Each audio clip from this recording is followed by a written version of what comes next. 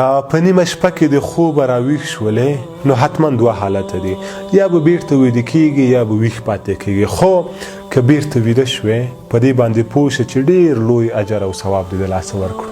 خو که ویښ پاتې شولې او اذکار دې شروع کړل، هغه هم هغه اذکار چې رسول الله صلی الله علیه وسلم فرمایي چې یو څوک په نیمه شپه کې د خوبه راپورته شه او دا کلمات ووایي چې لا اله الا الله وحده لا شريك له له الملك وله الحمد وهو على كل شيء قدير الحمد لله وسبحان الله ولا اله الا الله والله اکبر ولا حول ولا قوة الا بالله. پوهیږئ وروسته د دې نه څه کیږي؟ وروسته د دې نه چې تاسو هره یوه دعا وکړئ الله سبحانه وتعالی به انشاءالله د تاسو دپاره قبلوي. یا هم پورته شئ اودس وکړئ، لمونځ وکړئ، حتما به الله سبحانه وتعالی د تاسو دپاره قبلوي.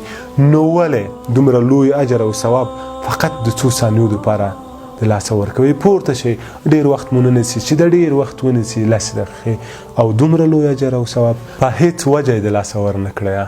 ډېر لوی اجر او ثواب دی. السلام علیکم.